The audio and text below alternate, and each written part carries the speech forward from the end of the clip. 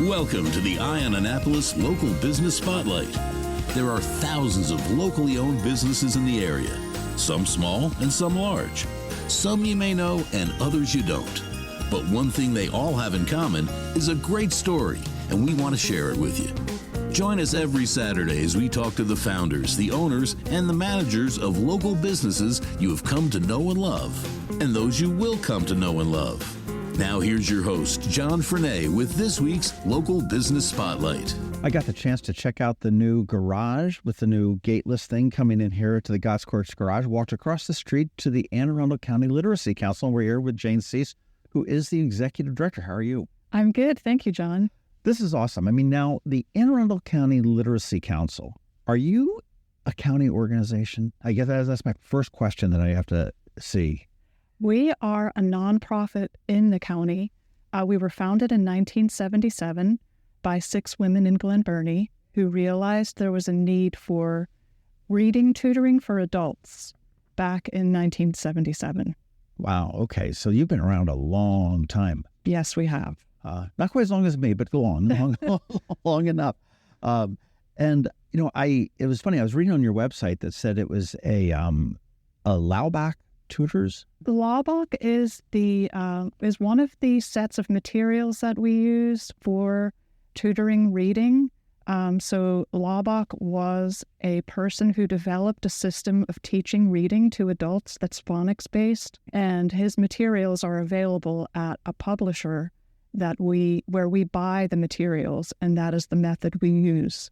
I got it. Okay. Well, as a nonprofit, then I'm going to go out on a limb here and say that people can just throw money at your way. And the website to do that and to learn more about the Anne Arundel County Literacy Council is very simple: icanread.org. And how did you guys snag that? That seems like such a simple website that should have been snagged back in 1977. Yes, I do not know how we got that website. I've only been with the Literacy Council since 2017, and the website has been around since long before that, maybe in the early 2010s. I'm not sure. It's a well-trafficked website, and when people Google search us, we are usually at the top of the list when they're looking for literacy services in Anne Arundel County and sometimes elsewhere. Sure. Great website. Again, icanread.org. What, in the basic sense, is, I mean, you mentioned adults. That's your focus, is to teaching non-literate or non-fully literate adults? So literacy, I guess it's not like a subject. So it's true. We tutor adults 18 and older out of the school system in literacy, but also in English language learning, math, and high school diploma preparation. We've added some programs since our founding. In 2012, we added English language learning for people who are learning English. And then in the mid-2010s, we added a math and high school diploma program. So you're kind of all-encompassing. Yes, we are. Yeah. With that. So somebody that, for whatever reason, has not gotten their GED and they're, I guess, and is illiterate a bad word? Yes, it's now called emerging reader. Okay. So someone who isn't able to read would be considered an emerging reader. Okay, so somebody comes in, an adult that's an emerging reader. I need to get my GED because I think that's going to help me out with my career and my raising my family and just living. You can really help them prepare. I mean, you're not obviously a GED preparation course per se, but you can help them on the way to get them prepared for it. Yes. So when adults come to us for help, we do an assessment of their abilities, and that helps us decide where they should begin in our programs. And then we will work with them through the levels they need to go through on their way to whatever their goals may be. Some people's goals would be to get a high school diploma. For other people, it might be, I want to read to my grandchildren, or I want to qualify for a better job at work. Or we even help people from the Army recruiting station in Annapolis study to take the ASVAB test so that they can enlist in the military. So there's all sorts of different angles that you guys can take to really help somebody that is an emerging reader. Yeah. I'll go back to my age, but reading is fundamental. Way back when with the programs they have. But I mean, as I sit here and I think about what a world would be without reading, it's horrifying. Yeah, I get into fights with my girlfriend all the time because I can't stand fiction. I can't stand stories. And I mean, I will read news till the end of the earth or read biographies or history. I love that. And you give me fantasy or, fiction, I check out. But I thrive on reading every single day. I mean, just even from the simplest thing when I wake up and I, check my emails and I mean, we're becoming so more dependent on these darn little things that we keep in our back pockets, which, all involve reading at some level. So, I mean, you guys are really providing a truly invaluable service to the community. Yes, we are. And, if a person isn't able to read, that can be very isolating. For a lot of people, it's a secret they've kept into adulthood. Some of our students have high school diplomas, but they're reading on a third grade level or even beneath that. And it's something that they've carried around and maybe only close family members know about it. It's interesting. It sort of ties into a statistic I'd heard a while ago that of the Hispanic population in Annapolis High School, less than 60% of the parents have ever been in the school for a variety of different reasons. Some may fear that it's, quote, the government, and they may be undocumented. And that's, for anybody that may be listening, that is totally not the case. I mean, you're absolutely fine. I mean, but they said a lot of them fear that they have their native language and they're not conversant in English. And again, I want to say that's really sort of a unfounded fear because the schools have all the resources to translate for you, unless you come with probably some really obscure language from some country that nobody ever knows or how to pronounce. They're going to do what they can do to help you. Students who have parents involved in their upbringing thrive and do much better than those that don't.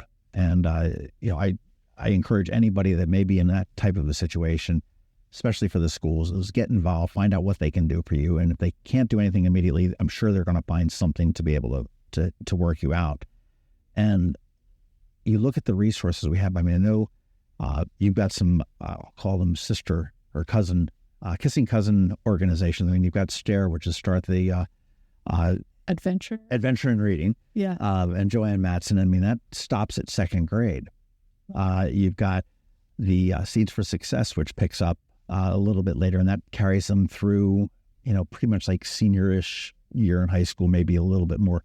And then you've got Charting Careers, which they do very similar things. I mean, it's not just focused on literacy, but how do we get and churn these kids out? And, we should all be in on churning out great kids because they're going to decide our nursing homes. Right. They're the ones going to be making the decisions down the road, and we want to have them making the best decisions that we possibly can. How does it work when we come to the Anne Arundel County Literacy Council? I mean, how does somebody get here? I mean, do they have to know about you and come in here to 80 West Street? So that happens, but basically they're more likely to either find us on the internet at icanread.org, to be referred to us by one of our partner agencies or a service in the county. And then we also get referrals because there's word of mouth. People who are already our students will tell their family and friends, and they'll come to us for help. And we have a voicemail line that people call and leave messages, and then we return those calls every day. And we're receiving inquiries from students every week. How many students do you have? At the moment, I believe we're helping just under 150 people.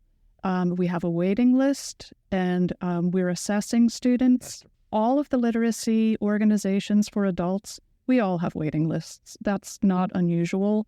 And sometimes we'll get a flood of interest, and that's when we end up with a waiting list. So, yeah, we're always training tutors. We're always recruiting tutors, and we match them with students.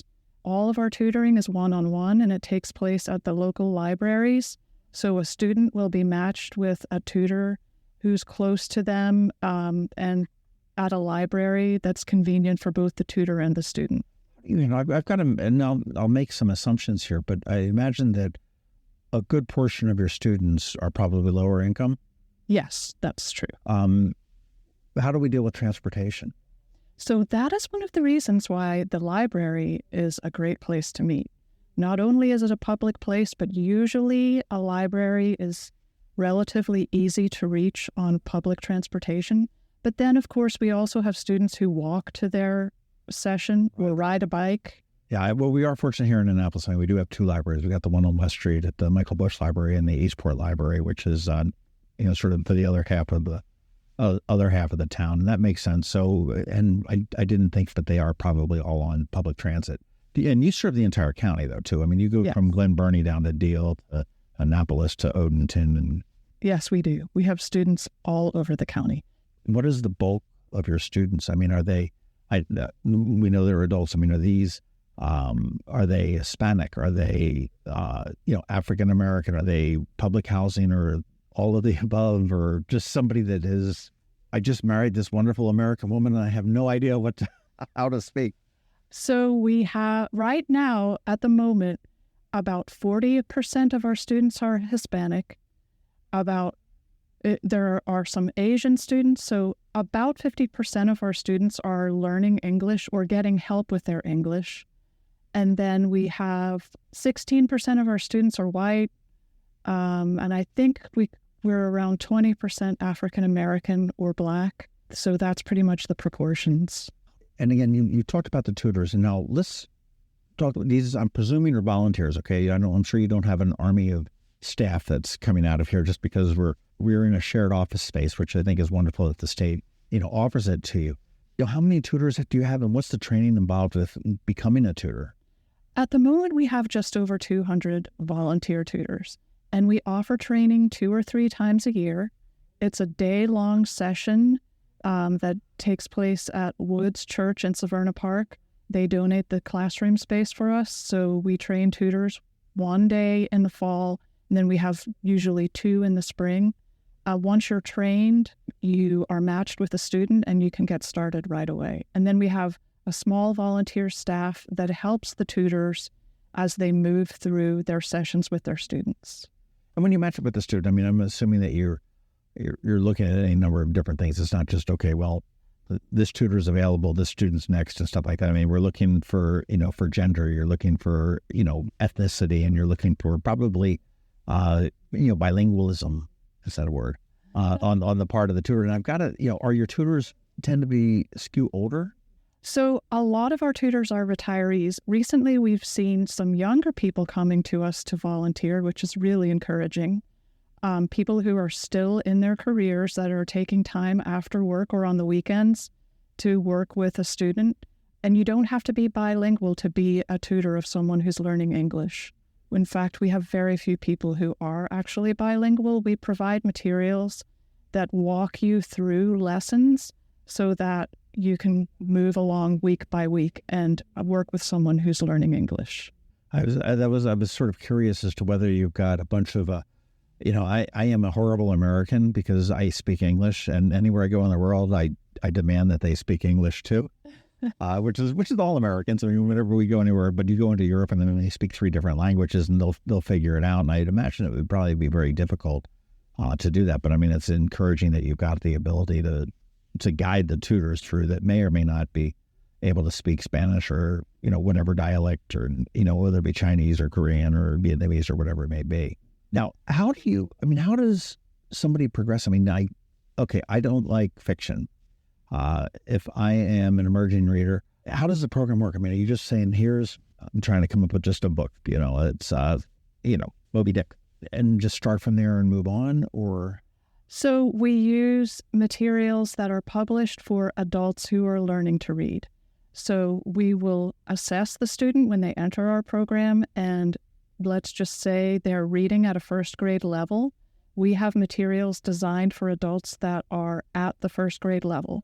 So there will be little reading excerpts, there will be worksheets, there will be phonics practice that the person will do with their tutor and on their own, so that they can gain skills and advance through the curriculum. They'll cover workplace matters, things that consumers deal with out in the world, healthcare situations. They're very realistic and based on life experiences. How difficult is it to, and I'll use the term reach within quote marks, but reach into the mind of somebody? I mean, obviously you've got the folks that are coming to you have a desire to it. I mean, it's not like I got to go to school again. I mean, they're coming to you because they have a need and you've got a solution. But I mean, reading, you find people that are passionate about it. How do you light that fire? How do you reach into their minds to do that? Or is that something that you're not really necessarily looking to do? I think that our angle tends to be more that this person would like to function well in society. And so they want to learn the skills they need to get a better job, to be able to go to the doctor's office and follow instructions, to work with their child's school. They're all usually very practical reasons that they come to us for help. And for some older people who are already retired, it might be, I want to read books to my grandchildren. I want to learn to read the Bible. So we get a variety of desires and goals, and we work with all of them. And we've been talking about reading all the time. And, we talk about, gosh, what would it be like if you couldn't read the sign and stuff like that? But you did mention that you have math classes as well. So that's a whole different textbook. Yes. Yes, we have math materials that are leveled, and we have math tutors who may be retired engineers, retired accountants, or people who have always loved math. So they're very successful helping our students pass the math section of the GED, which is the hardest to pass and the last one on people's lists. The math is the hardest on the GED? Yep, that's what the statistics show. And how have your results been? So last year we had 6 people earn high school diplomas. So far this year we've had 4 people earn high school diplomas, and we are going full steam ahead with our GED and high school diploma program. And I know that your tutors, they form these relationships, whether it be for 6 months or a year or whatever it is with the students that they've got there. Once the tutoring ends, do the relationships continue? I mean, I've got to think that I want to be able to tutor somebody and all of a sudden see in the paper that he got promoted to such and such 4-minute, whatever it may be. A lot of times tutors and students become friends, and the relationship does continue after tutoring ends. And I mean, obviously that's not a sanctioned or an official type of a relationship, but I mean, spending that much time with somebody and really, when somebody comes out to you and wants to help you, and that's truly it's in the heart of every one of these tutors, I am sure. I'm here to help you, not to diss on you, not to make fun of you, not to hold you back, but to help you. You've got to respect, you've got to love the people that help you out. Yes, very much so. And the tutors and students are learning from each other every week. That's really neat. I know one thing I noticed is on your website, again, we'll say it again, it's the letter icanread.org, but you do have I don't know whether outreach is the right term or not, but you work with the jail and the prison.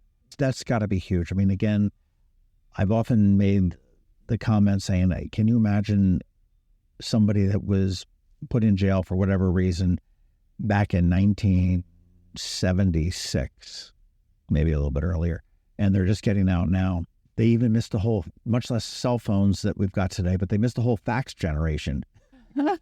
I mean, so you look at in that type of a situation, but I've got to think, and it's got to be so difficult to assimilate back into society once you come from certainly something that long. But even if you're in there for DUI and you're doing a month of weekends, that's going to hurt. That's going to hurt your job prospects and everything else. And that person may or may not be an emerging reader, but certainly somebody that you've got that against you. But certainly somebody that is an emerging reader has a lot more going against them. And that you guys probably have to, again, probably an invaluable service to them. Yes, we have volunteers at Jennifer Road and Ordnance Road, and they work with people who are working towards a high school diploma, people who are learning English, people who want to read to their children, and the work is really rewarding. They do enjoy working at the facilities. I don't think that any of your volunteer tutors or something like that would come out and say the work is not rewarding. This has got to be you go home from a day of tutoring and, to borrow the phrase of a friend of mine, but you say, damn, I'm making a difference. Yes, that's so true. And I mean, it's not just, oh yeah, I got stuff done. I made a difference. Yeah. As you go through the program, I imagine the milestones are just huge to celebrate. Yes, it's not just earning a high school diploma. It might be that someone read their first full book, or that someone understood a message or an email that came in from school, or they went to the doctor and made an improvement in their health care because now they understand what they're being instructed to do. We've had people working with tutors who got glasses for the first time because the tutor was working with them and realized, oh, we have some eyesight issues here, and helped the student figure out how they could get eyeglasses. Things like that happen all the time. This is the stuff that nobody thinks that reading has any bearing upon. I've broken my leg. I need to go to the doctor. What does reading have to do with that? Hopefully he just knows how to put a cast on. And that's where we end. But it really is intrinsic to absolutely everything we do every single day, from reading the stop sign on the corner of the street. I parked in the new garage. There was a sign out front that told me what I had to do to, make sure I didn't get towed, or get that expensive ticket. And it's everywhere. It's truly everywhere. Do you think that and I want to go back to the bad word, but the lack of literacy, is there a correlation with that, with the prison population? I mean, do you find that, is there a greater percentage of emerging readers in jail and prison than there are in the general population?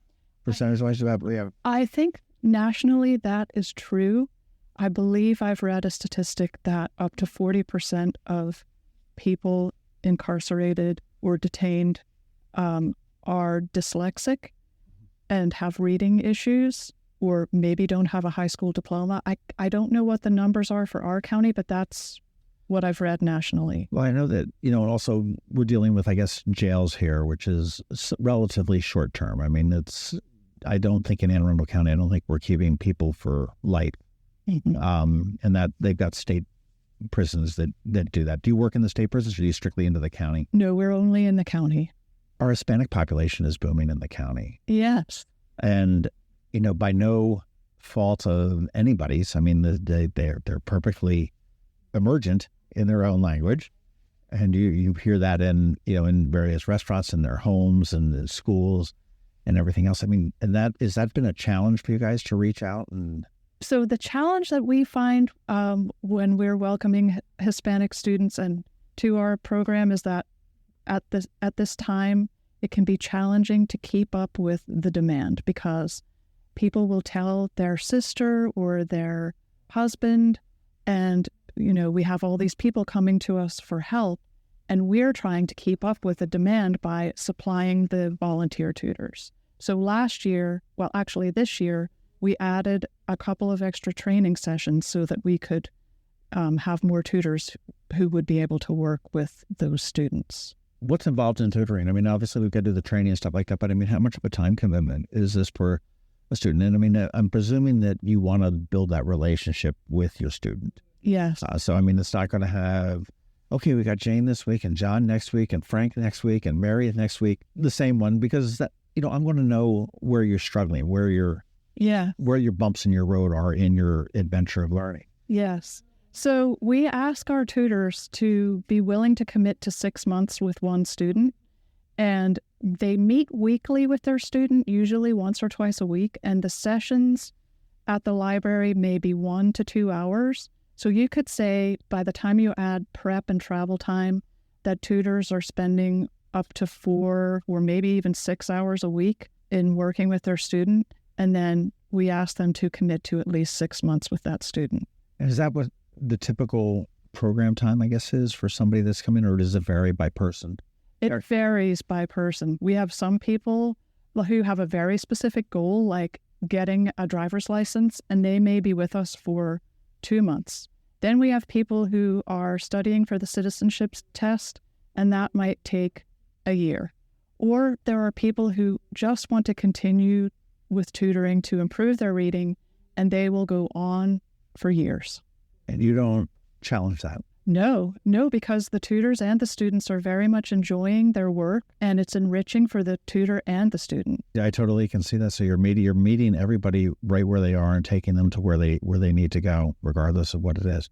For folks that want to volunteer and be a tutor, okay, and again, if you're looking 4 to 6 hours a week for 6 months, a training class, and I'm sure there's probably some updated training classes that goes on as you get into this, but this is an opportunity to really make a difference in the life of somebody. I would challenge anybody that's listening to be very aware of what you see and think what your day would be like if you couldn't read that sign. Okay, we're going to know that stop sign means stop because it's the shape and the color and everything else. What about the check that comes in from the restaurant? What about the form at the doctor's office? Heaven forbid you have to go to the MBA and renew your driver's license like I've got it. The old song, signs, everywhere there are signs. But think about what that looks like to an emerging reader that sits there and looks at a piece of paper, looks at a newspaper, to not know, we're in election season right now, but not know the results of an election that may or may not affect you one way or another. Think about that. Think about driving the cars now we get rid of the gauges and everything is on screens and stuff like that. And if you've got a message that says, hey, Joe, you've got 12 miles till empty, is that going to come? So you really have an opportunity to make a difference. How are you funded?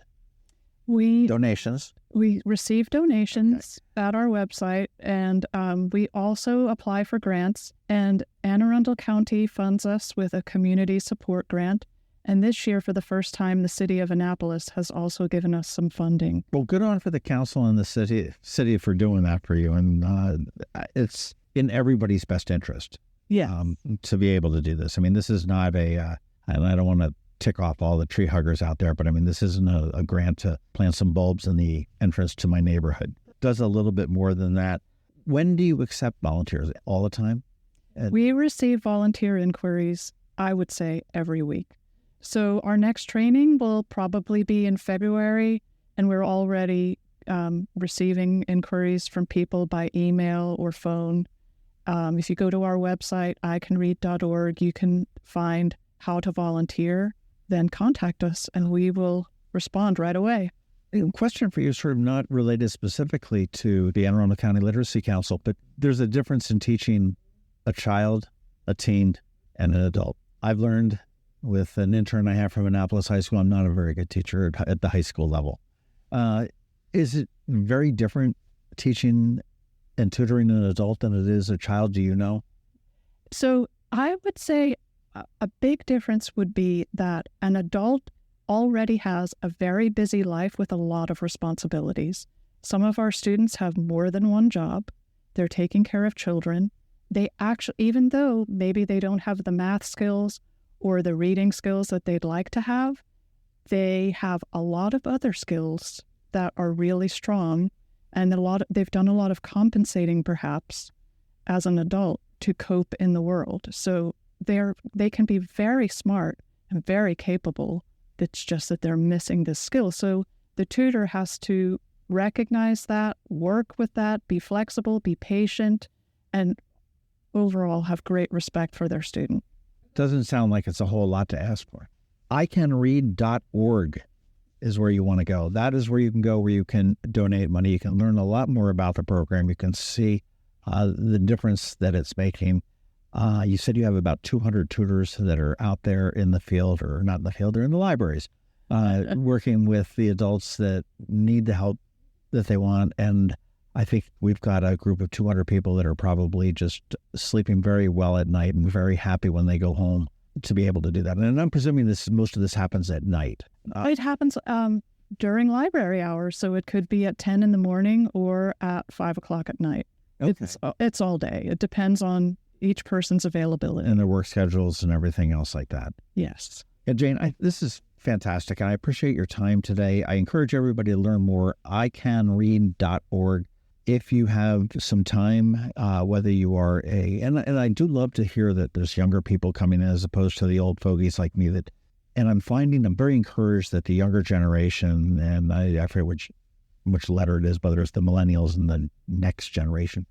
I don't know that they're coughing up money, but they're coughing up time. And I see that they want to make this world a better place. And I think it's probably because the world I'm leaving them it's such a mess. They've got to figure out what to do moving forward. But I think anybody that truly wants to make a difference in the community, and that's anywhere in Anne Arundel County, whether it be way up in Glen Burnie or Brooklyn Park, or out into Odenton or into Laurel or Maryland City or down into Deal, Annapolis, whatever. This is an organization you need to check out. iCanRead.org, very simple, and I want to thank you again. Thank you, John. Thanks for listening to this week's Local Business Spotlight. Please make sure to visit eyeonannapolis.net for all your local news, events, and opinion. And in case you haven't already, please subscribe to the Eye on Annapolis Daily News Brief, where we bring you all the day's local news direct to your phone, tablet, or computer in about 10 minutes. It comes to you at 6 a.m. every Monday through Friday, and you can subscribe on Apple Podcasts, Google Podcasts, or wherever you get your podcasts.